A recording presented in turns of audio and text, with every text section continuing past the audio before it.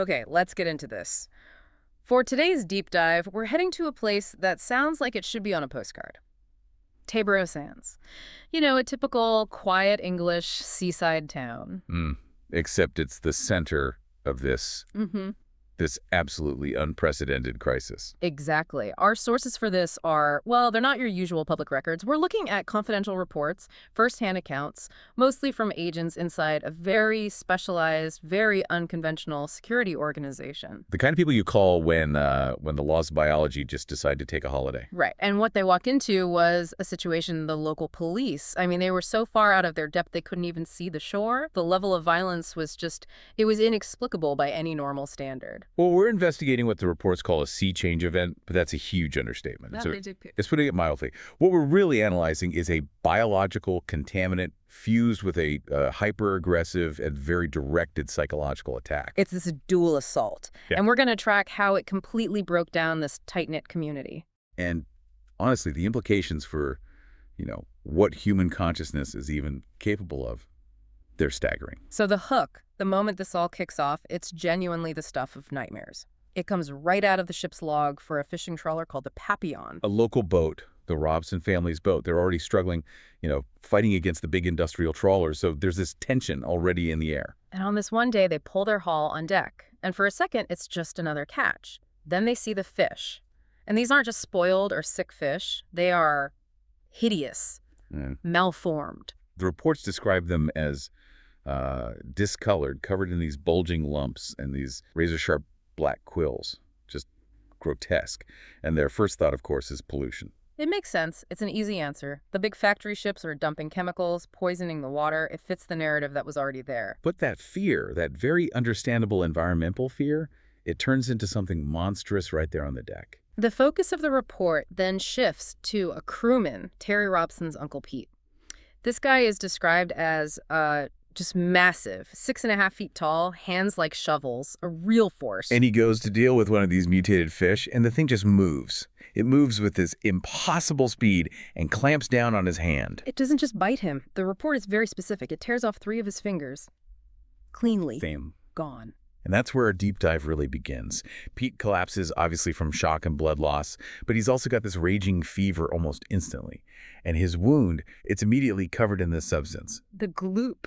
The glutinous, jelly-like ooze. We'll be coming back to that gloop again and again. But the fish itself, that's the real tell. As Keat is on the deck, the fish's skin just rips open.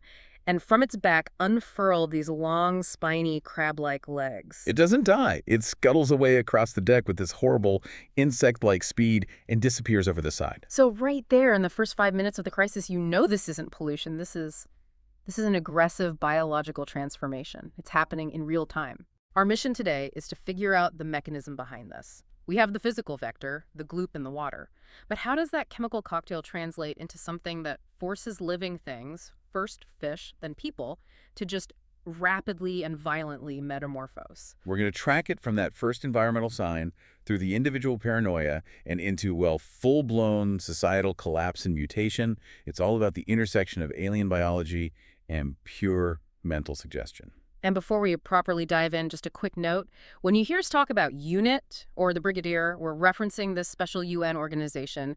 Their job is to handle exactly these kinds of reality-breaking threats. Right. So people like Captain Mike Yates, the Brigadier, Sergeant Benton, they aren't your local constables. They've seen things. Their accounts are the reason we have any coherent picture at all, because the official channels just completely failed to cope. Okay, so let's start at the beginning. Before the monsters and the madness. The crisis definitely didn't happen in a vacuum.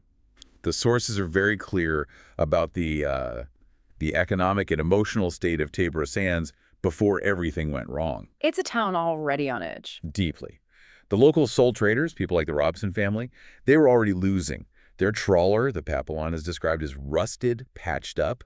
They're in this hopeless fight against the huge factory trawlers that are just sucking the sea dry. That sets the psychological stage so perfectly, doesn't it? I mean, Terry Robson's dad was apparently already talking about a sea change coming. He meant it metaphorically, this economic shift they couldn't stop. And then the literal sea change began.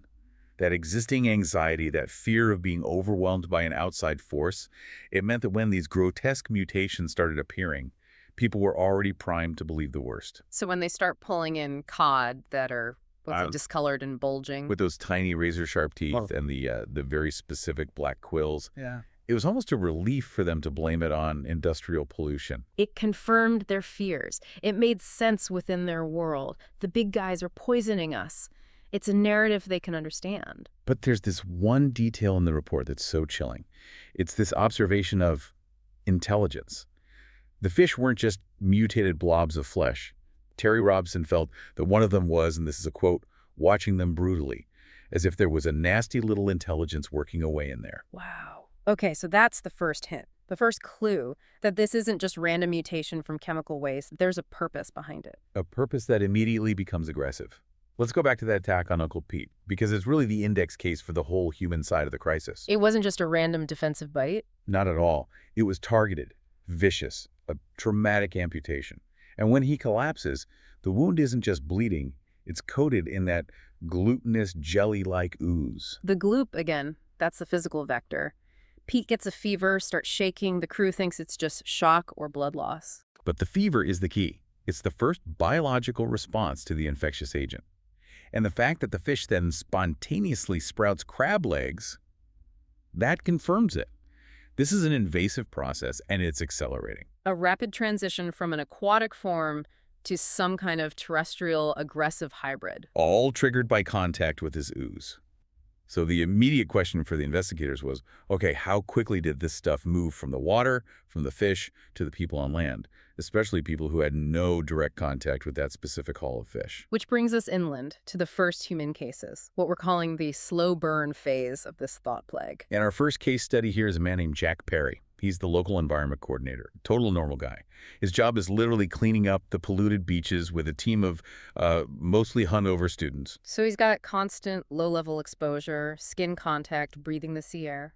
And he gives us our first detailed look at the psychological drift. He develops this persistent, intensely itching rash on his arms.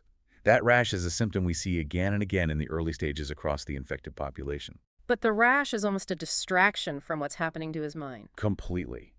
He's hit with this intense lethargy and inability to concentrate.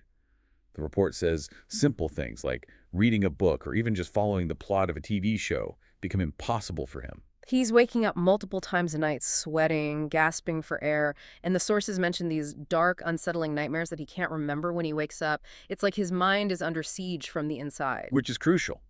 The psychological attack is hitting the unconscious mind first. It manifests physically with the rash and the anxiety, but it's fundamentally about eroding his cognitive functions, making him mentally fragile, softening him up. And that fragility spreads. It's not just him. One of his young workers, a kid named Simon, he has the rash too, but with him it manifests as this escalating paranoia. He starts questioning what they're cleaning up. Is it a killer chemical? Is it nuclear waste? He's connecting his own physical discomfort, the rash, the tiredness, to local rumors that were already flying around. Specifically, the Bob Elkins UFO sighting, this weird light that came down into the sea a couple of weeks earlier.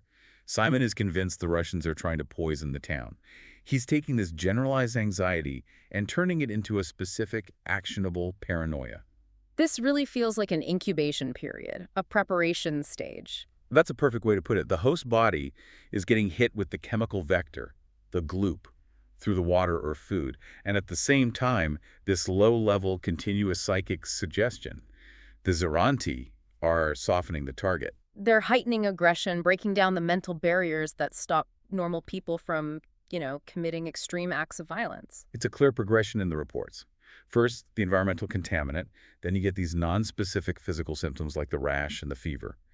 And that's followed by this very specific psychological erosion, the paranoia, the nightmares, the loss of focus. The victims are being intellectually dismantled before the real aggression even kicks in. It's a horrifyingly well-orchestrated plan. And you can't overstate how pervasive that water vector was. Huh. It was in the entire ecosystem. It went from the fish to the fishermen, and then through the air, through the water supply, to the whole town. The idea that you could contain this just by, avoiding the Papillon's catch? Yeah. That was out the window immediately. The whole bay was contaminated. Let's stick with that idea for a second, the molecularly encoded psychic suggestion. If the rash and the nightmares are the physical signs of the mind fighting this suggestion that it has to change, it means the contagion is going straight for the host's sense of self. It's forcing the mind to accept that its physical reality is about to shift, which explains why the anxiety and paranoia are so acute. It's the body resisting a forced evolutionary command. Yeah. The brain is scrambling to figure out why it suddenly feels compelled to scratch itself raw, why it's having these dark, violent thoughts. And because it can't rationalize a telepathic suggestion, it defaults to what it knows. Chemical spills, nuclear waste, Cold War conspiracies. Exactly. The local fears become the psychological framework for the alien attack. So you have a town that's already simmering, economic resentment, general anxiety, and now it's been infected with a substance that dissolves cognitive defenses and replaces them with pure aggression and paranoia. The stage is absolutely set for an explosion. And that explosion came. This slow burn of psychological drift and low-level mutation, it climaxes in the most dramatic way possible. The Tayborough Sands massacre aboard the Papillon. And this is where UNIT, the specialized organization, officially gets involved. Captain Mike Yates arrives in town. And we should remember, Yates is on light duties. He's there specifically to investigate that Elkins UFO report, and he's just recently recovered from a really severe mind control incident himself. That context is so important. He's mentally vulnerable, maybe even hypersensitive to this kind of psychological weirdness, which makes him uniquely qualified to see what's really happening, but also maybe an unreliable narrator in the eyes of the local cops. He walks straight into it. A full-scale police cordon around the trawler, and the scene that he and the local DI, a man named Pickard, walk into, it immediately splits their view of reality in two. The horror is just visceral. All 6 crewmen are dead. But the injuries are beyond anything a normal human crime scene would have. The reports are unflinching. An arm torn from its socket. Not tut-tut. A crushed rib cage. A heart and lungs ripped out by bare hands. The whole deck is this slick, oily mess, and the stench of rotting fish and blood is overwhelming. And Pickard, the local detective, he immediately tries to frame it within the world he understands. He has to. Of course. He insists it was murder, multiple murder, committed by a madman who was capable of incredible feats of strength. His working theory is that the last crewman alive was the killer, and then he either died from his injuries or killed himself.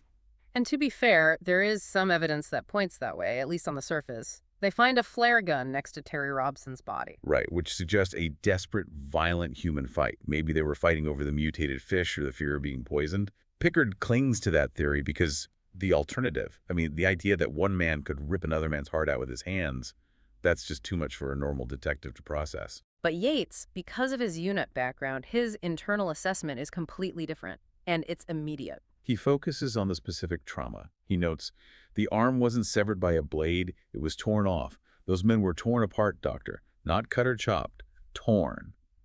He sees the sheer, monstrous, non-human power that would be required. And this is that clash of worldviews right here. Yates, because of his experience, immediately connects the impossible violence on the boat to the flying saucer sighting he was sent to investigate. He makes the leap. While Pickard sticks to the human madman theory, even when the evidence like ripped-out organs is screaming that something else is going on, it really highlights that deep, ingrained reluctance to accept an explanation that's outside of our known reality. It's a valid question, though. Given Yates's own recent psychological trauma with mind control, is he a reliable observer? Is he maybe too quick to jump to the alien explanation? It's possible. But the physical evidence, the tearing not cutting, it backs him up. This wasn't just a fight. It was an explosion of primal, unrestrained aggression, which aligns perfectly with the psychological breakdown the Xaranti contagion is designed to create. And while the authorities are arguing about how exactly you tear a man's arm off, the psychological plague is accelerating through the rest of the town. Which brings us to the case study of Guy Elkins, 18 years old, the son of the lighthouse keeper who first saw the UFO. Guy becomes the living embodiment of the affliction's psychological goal. His experience is just terrifying because it's so conscious. He's aware of it. His mind, as he describes it, refuses to think about anything other than who he would most like to kill. It's this overpowering, addictive need. The reports say when his friends try to talk to him, he hears this strange, buzzing cacophony in his brain.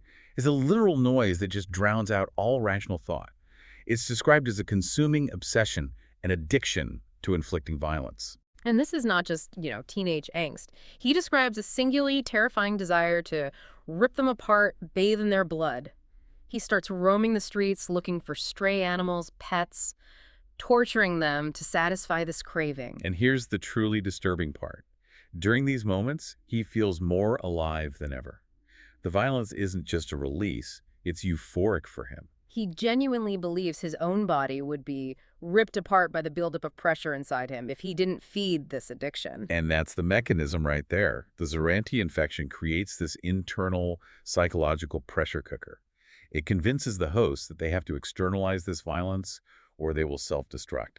So the violence becomes this necessary compulsive act of self-preservation from their twisted point of view. It's a perfect illustration. The Xaranti are stripping away empathy, fear, inhibition, and replacing it with this single-minded, exhilarating aggression. The violence isn't a side effect. It is the primary symptom. The person still looks human on the outside, but their mind is running on alien aggressive software. And that aggression quickly becomes a societal problem. We have notes from a local police officer, Andy Weathers, Who, in a very human little detail, was actually Tegan's date for the evening. Yeah. Just grounds the whole thing. Right. And he notes that violent incidents in the town have doubled, if not trebled, in the weeks leading up to the massacre on the boat. And it all comes to a head in the pub riot. This is the proof that the contagion has gone wide. It wasn't planned. It was sparked by something completely trivial, a thrown glass. Maybe someone looked at someone else the wrong way. And within 30 seconds, the entire pub just erupts. It's this frenzied, random, senseless violence. The reports say people fought for the sheer crazed joy of it. Age, gender, friendships, none of it mattered. They were fighting for the act of fighting. And when the police finally break it up, the people involved are dazed, confused, like they're coming out of a hypnotic trance. That suggests the latent telepathic commands just hit a trigger point, and for a moment, they completely overrode the human conscience. But the critical clue, the thing that finally connects the psychological madness to the physical mutations on the Papillon, is found in the aftermath of that riot. Officer Weathers is helping a guy who's been stabbed, trying to stop the bleeding. A paramedic comes over. And recoils in horror. When they tear open the victim's bloody shirt, they find his chest, shoulders, and upper arms are covered in masses of small, black quills. The same quills. The same quills they saw on the mutated fish. The same quills they later identify on the bodies of the dead crewmen from the trawler. It's the biological smoking gun. So the psychological breakdown is directly linked to the physical metamorphosis. It starts with the rash, and it culminates in these spines. So looking back, you have this clear accelerating pattern. You have the contamination vector, the gloop. You have the psychological destabilization, like with Guy Elkins. And then you have the physical manifestation, the quills. It's this dual property affliction, an environmental vector, but also this targeted psychological weapon that just fosters raw aggression. It's like a fever of violence. And the physical transformation isn't a separate virus. It's the conscious mind finally surrendering to the alien suggestion. What Pickard saw as an incredibly strong madman was actually a human being whose body was being puppeted by an alien will. The next question has to be, what is this thing, and what are the mechanics of this takeover? This is where the doctor's analysis becomes absolutely essential. When he arrives, the sheer psychic noise of the invader hits him like a physical blow. He's immediately overwhelmed.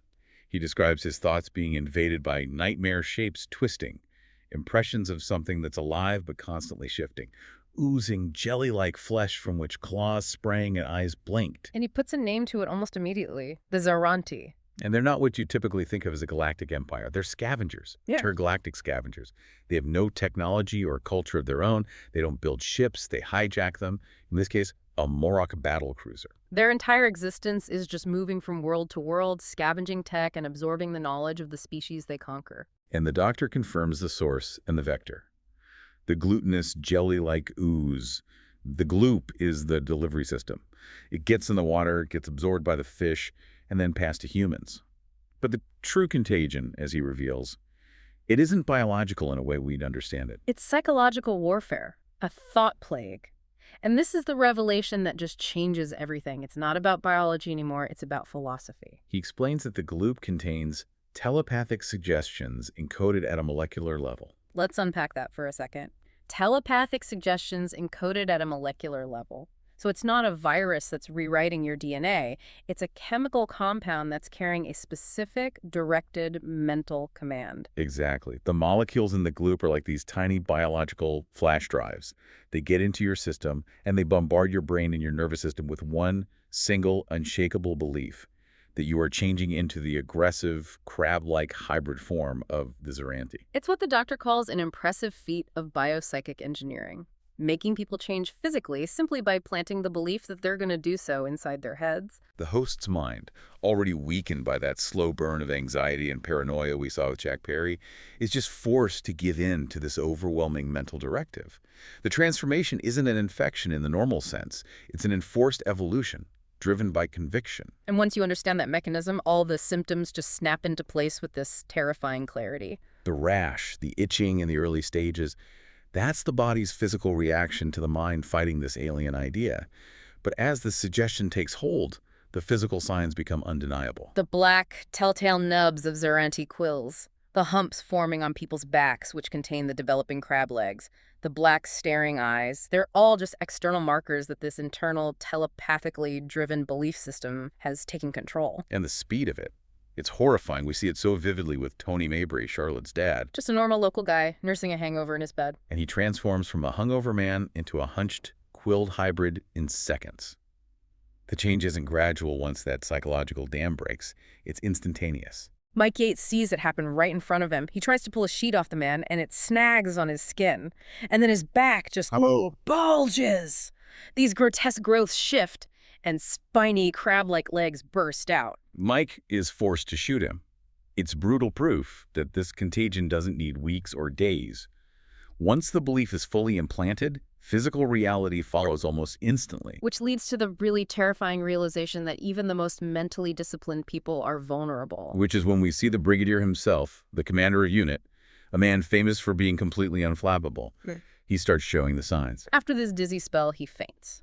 And then he reluctantly unbuttons his shirt. And there they are, the black quills poking through his skin. He's fighting to concentrate. His mind is wandering. He's in this fog. He is the living embodiment of that mental struggle, a man used to absolute command and clarity, fighting a losing battle against these invasive thoughts. It's a devastating validation of the Xaranti's weapon, isn't it? If a veteran military commander like the Brigadier can be so easily compromised and physically altered, what chance does an ordinary person have? It shows their strategy. They're not just targeting bodies, they're targeting the minds of their enemies. So what's the ultimate goal here? Why Tayborough Sands? Well, the creatures are controlled by a central consciousness, Xaranti Prime, or a queen. It's described as this shimmering, fluid entity, and as scavengers, they absorb the knowledge of their victims. And the ultimate target of this whole operation, it wasn't the town. The townsfolk were just collateral damage, recruitment fodder. The real target was the doctor. Tegan, who's also infected and is getting these strange, invasive insights, she realizes what their overriding imperative is. She has this moment of horrible clarity. She explains that the Xaranti absorbed knowledge of the doctor from the minds of his friends, the Brigadier, Benton, anyone they came into contact with. They were building a psychic profile of him. And Tegan understands that through the infection, she's become a magnet. She knows she can lead them right to him. She says, they know all about him. Soon they'll find him through me. I won't be able to help it. They want his mind. His mind is the ultimate prize. Millennia of experience, knowledge of time and space, this vast scientific and philosophical library in his head. If the Xaranti Queen could absorb that, it would make them, in their own words, the most powerful race in the universe. So the entire thought plague in this one small seaside town was basically just a huge localized psychic dragnet, a trap designed to flush out the doctor and harvest his mind. The philosophical implications are just enormous. The Xaranti aren't using plasma cannons or brute force. They're weaponizing reality itself. They're proving that the line between mind and matter is a lot thinner and more porous than we like to think. With the Xaranti Prime focused on its real prize, the doctor, trying to contain the situation in Tayborough Sands becomes next to impossible. The Brigadier tries. He attempts the logical military response. Quarantine the town, close the beaches, ban all the seafood sales, the standard procedure. But he's blocked by Whitehall. Of course he is. The reason. It was the height of the tourist season. They literally prioritized the town's immediate economic concerns, the holiday makers, the money over this existential threat to human life and, well, reality. That political interference just completely hamstrung units' ability to act decisively. And even if they could, the military response was compromised from the start because of the nature of the contagion. They deploy unit troops, but the troops are already infected. The doctor can sense it. He describes their thought patterns as a tumbling confusion of intense savage emotions, delirium, abandonment, the desire to inflict pain. to kill. It's this disastrous feedback loop. The infection makes the soldiers incredibly aggressive and trigger-happy towards the very Xaranti they're supposed to be fighting. Benton, who's still fighting the mental effects himself, points out the horrible irony of it. The Xaranti are basically sacrificing their own foot soldiers to speed up the psychological conversion of the human military. And all that chaos peaks during the attack at the fun fair. This is where the transforming unit soldiers clash with the lone Xaranti, and it's a full-blown horror show. Turlough is trapped in a jeep, and he sees the whole thing. He watches a young woman who's transforming, and her back just bursts open in a wet tearing of flesh. The image is just visceral. This thrashing, bloody mass of glistening crab-like legs emerges from her back as she tries to attack him. The transformation is complete, it's brutal, and it's happening right there. That's the moment the psychological belief becomes irreversible physical fact. And it's what makes the doctor realize the Xaranti are willing to sacrifice one of their own to push the infected humans over the edge.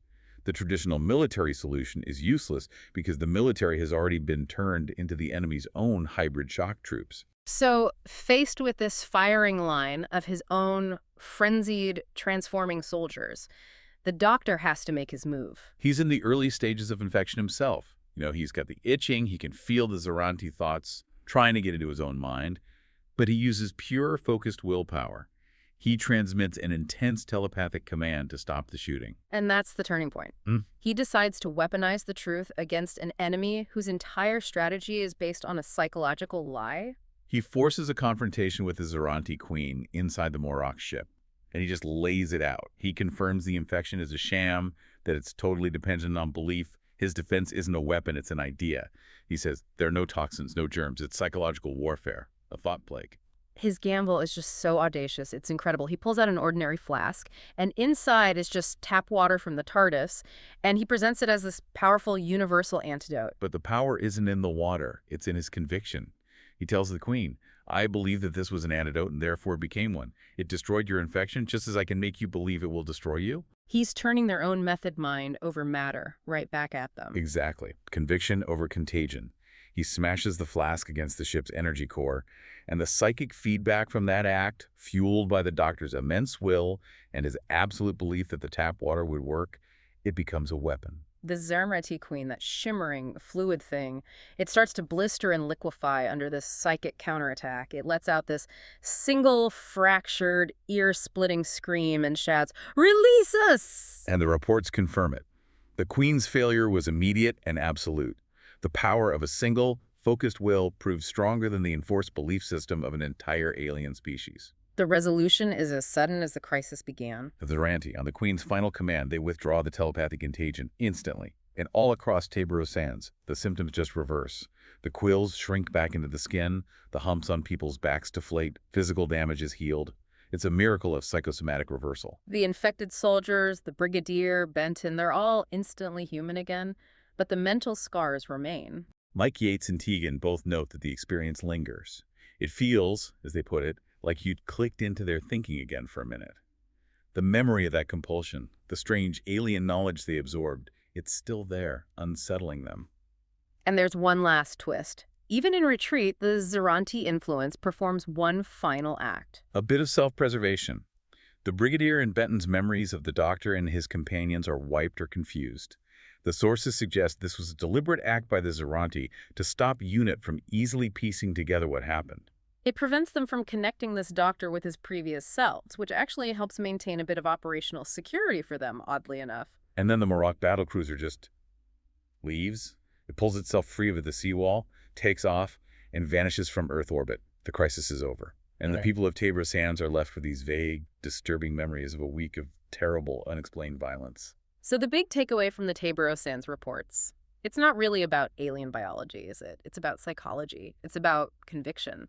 Exactly. The mass devastation, the murderous rage, the quills, the crab legs, none of it was caused by a traditional virus mutating cells. It was caused by a hyper-aggressive, telepathically delivered form of mind over matter. The Xaranti proved that belief, if it's implemented forcefully enough and delivered on a molecular level, can physically manifest biological change on a huge societal scale. And if you connect that to the bigger picture, you realize the real danger wasn't the gloop itself. The gloop was just the delivery system. The true danger was human consciousness being used as a weaponizable medium. The Xaranti just exploited our vulnerability to suggestion. When you amplify fear and aggression, our cognitive filters break down, and that allows an external suggestion to become an internal, undeniable reality. They bypassed genetics. They bypassed evolution. They just forced the host's body to build a new alien form based purely on a mental command. They show how easily a strong enough mental influence can convince a whole population to change its physical reality. And that raises some really important questions about our own vulnerability to, say, targeted misinformation or any intense, repeated psychological suggestion. So what does this all mean for you, listening to this? I think the Tayborough Sands event shows that our physical reality is just.